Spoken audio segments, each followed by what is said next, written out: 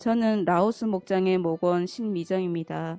저에겐 세 자녀가 있습니다. 아시다시피 장남 정재근과 은별이 재민이가 있습니다. 원래 코로나 전에는 애들과 함께 주일 예배를 드리고 또 러브리 매빅 예배를 섬기면서 함께 신앙생활을 해왔었습니다. 믿지 않는 신랑을 제외한 우리는 신랑의 눈치를 보긴 했지만 나름 기쁨을 느끼면서 신앙생활을 이어갔습니다. 하지만 코로나가 터지고 2년 동안 교회에 나올 수가 없었습니다. 완고한 신랑 때문에 교회에 아예 나올 수가 없었습니다. 저를 곁에서 지켜보신 성도님들 중엔 신랑의 고집을 꺾을 정도가 이젠 되지 않았냐라고 말씀하시는 분들도 계시지만 저는 현실적인 갈등을 피하고 싶었습니다.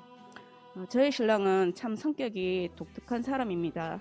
남들이 다 맞다고 하는 길은 반대로 가고 쉽게 갈 수 있는 길도 어렵게 가는 사람입니다. 항상 자기 위주로 사는 사람이고 내가 낸데 하는 고집불통의 사람입니다. 그래서 가족들을 힘들게 하고 주변 사람들을 곤란하게 만드는 사람입니다. 특히 신앙적인 부분에 있어서는 저에게 항상 걸림돌이 되는 사람이었습니다. 교회 사람들을 싫어하고 찬양을 싫어하고 기도받는 걸 거부하는 완전한 적 그리스도인으로 애들과 저를 핍박하곤 했습니다. 그럴 때마다 저는 대립하게 되었고 서로 싸우면서 갈등이 극에 달하기도 했습니다. 애아빠가 크게 다쳤었던 2013년에 부산대 병실에서 걷기만 하게 되면 교회에 나가겠다고 하나님과 목사님 앞에서 다짐도 했었지만 그때뿐이었고 지나고 나니 모두가 자기가 피나는 노력을 해서 걸을 수 있게 되었다고 당당히 말하는 사람이었습니다. 제가 2년 동안의 공백 기간을 깨고 다시 교회에 나왔을 때도 많은 일들이 있었지만 하나님이 아니시면 내 방법대로는 도저히 돌이킬 수 없음에 아빠의 완고함에도 불구하고 재근이와 함께 둘만이라도 교회에 나올 수 있게 되었습니다. 애아빠는 현재 장애 2급으로 거동이 좀 많이 불편합니다. 매일 다리 경련으로 진통제를 달고 살아야 하고 수면장애로 수면제 없이는 잠을 잘 수가 없었습니다.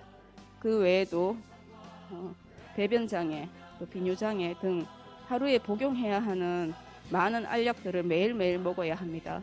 그러던 중 최근 몇 달 전에 이유 없이 체중이 자꾸 줄고 밥맛도 없고 기력도 없고 열이 나기도 했다가 춥기도 했다가 여러 가지 증상들이 갑자기 찾아와 힘들어했습니다. 원인을 알 수 없어서 대장 내시경, 위내시경, 간과 여러 장기들을 검사해 보았지만 아무 이상이 없이 건강하다는 진단을 받았고 그래도 해결되지 않는 증상들로 인해 또 비뇨기과에 가서 또 남성 갱년기 검사도 받아봤지만 수치가 조금 낮긴 해도 걱정할 정도는 아니라는 의사소견을 듣게 되었습니다.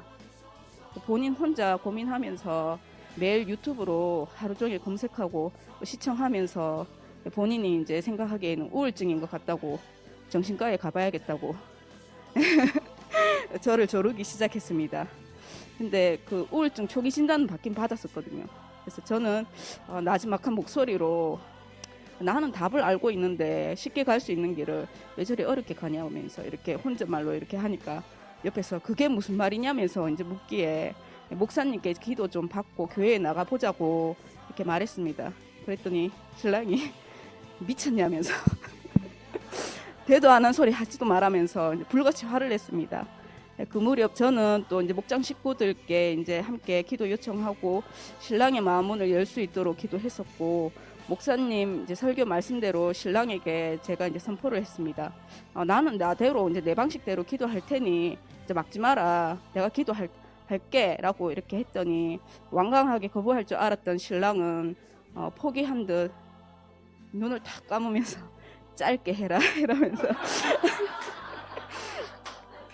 발을 내주었습니다. 그래서 신랑의 발을 붙들고 간절히 기도했습니다.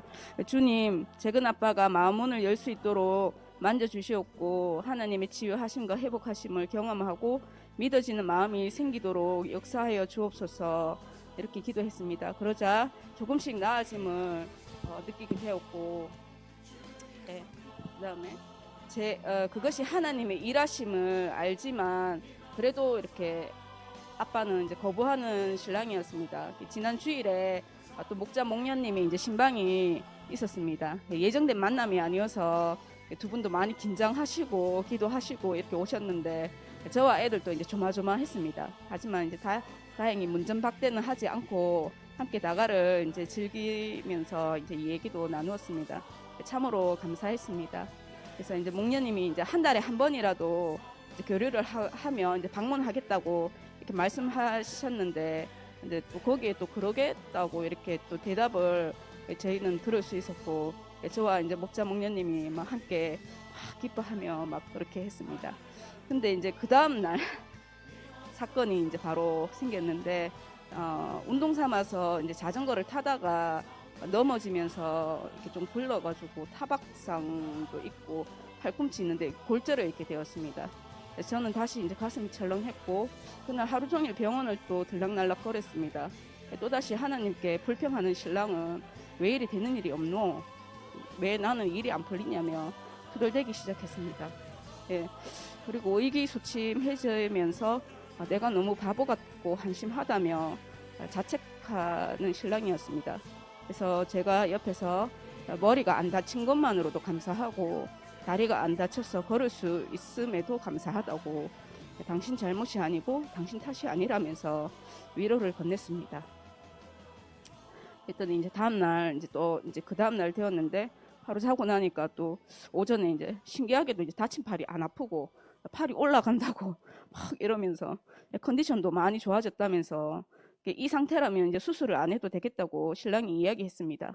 그러면서 이제 저한테 네가 기도를 많이 했나 보다 이렇게 얘기를 했습니다. 저는 때는 이때다 싶어서 당연히 기도를 많이 했지라면서 대답하니까 신랑이 이제 나지막한 목소리로 그래 내가 지금은 아니지만 몸이 회복되면 교회에 한번 나가보자 이렇게 얘기했고 애들도 데리고 한번 나가보지 뭐 이렇게 얘기했습니다. 교회 가서 좋은 말씀도 한번 들어보고 라면서 기적 같은 이야기를 쏟아냈습니다. 그래서 저는 할렐루야 외치면서 진짜제 이러면서 믿기지 않아서 재차 물어보았고 그래 그게 무엇이라고 라면서 다시 한번 확답을 들을 수 있었습니다. 그래서 이제 저는 막 기뻐서 막 이렇게 박수치면서 막 있으니까 지금 당장은 아니고 그리고 또 지금 교회 사람들한테 또 먼저 얘기하지 말라면서 그렇게 얘기했습니다. 그래서 저는 이제 하여튼 기뻐서 이 기쁜 마음으로 이제 목장 식구들한테 당장 얘기를 했습니다. 주님 감사합니다 연거푸 외쳤고 당장 목장 식구들에게 단톡으로 이 사실을 알렸습니다. 애 아빠는 알리지 마라 했지만 다 알고 있는 우리들만의 이제 비밀이 생겼습니다. 지금 생각해 보면 신랑이 나에게 걸림돌이었다고 계속 생각하고 있었는데 걸림돌이 되는 사람이 아니라 제 신앙이 이제 자랄 수 있도록 디딤돌이 되는 사람이었구나라는 것을 느끼면서 하나님 아버지께 다시 한번 감사하게 되었습니다. 그래서 하나님은 내가 알지 못하는 방법대로 일하고 계셨고 재근이 아빠에게 교회에 나가겠다는 고백을 들으시길 원하셨구나라는 생각이 들었습니다. 그래서 성경 구절에 내가 나를 부르면 내가 너에게 응답하겠고 네가 모르는 크고 놀라운 비밀을 너에게 알려주겠다. 예레미야 말씀처럼 하나님의 놀라운 비밀을 신랑이 알길 바라는 마음이 저는 들었습니다.